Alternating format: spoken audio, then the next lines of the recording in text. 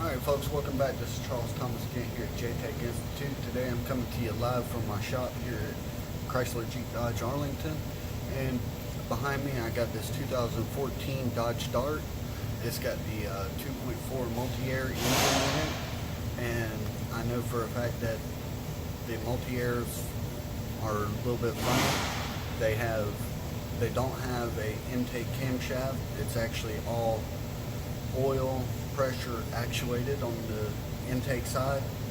And what happened was the customer had brought the car in for the car stalling while driving.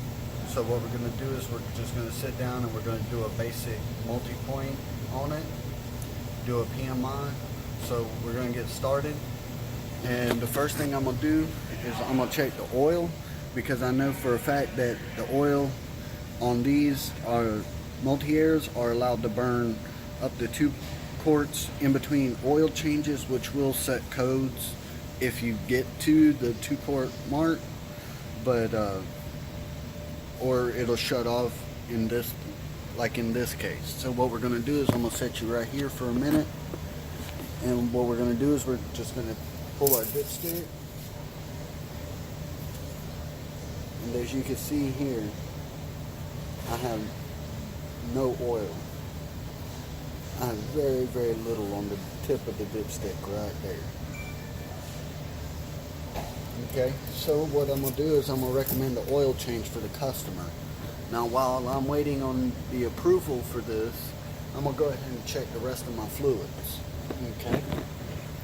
Now this transmission here, you actually have to have a special tool to check it, which we have here at our shop because we are one of the dealerships here in Jacksonville. But you always want to check all your fluids, your transmission, your coolant. Make sure your windshield wiper reservoir is full. Don't want to be driving down the road, get a bunch of bugs on your windshield, interrupt your view of sight, and end up crashing into something. So what we're going to do here is you're just looking at the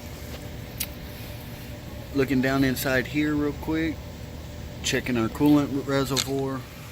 Everything looks good.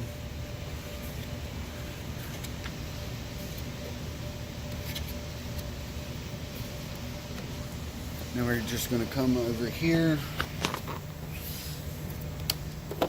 We're going to check to make sure that our brake level is full, which,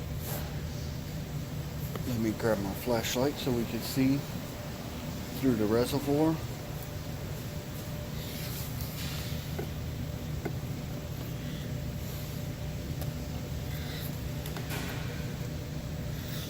Now you can't really see it, but right here, if I shake the reservoir, you can actually see the brake fluid a little bit right there, which if you look here, it is almost at the minimal mark.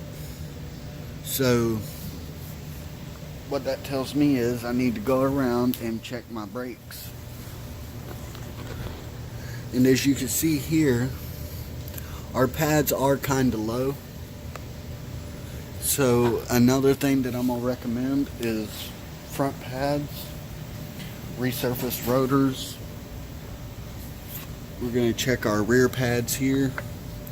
Our rear pads look pretty good, so we're going to recommend the front pads and rotor to be resurfaced.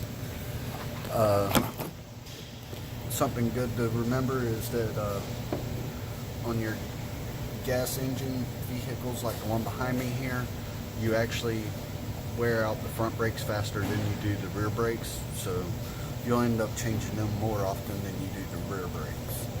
Your rear brakes also supply your emergency brake, but you also want to check your windshield wipers, make sure everything else is good.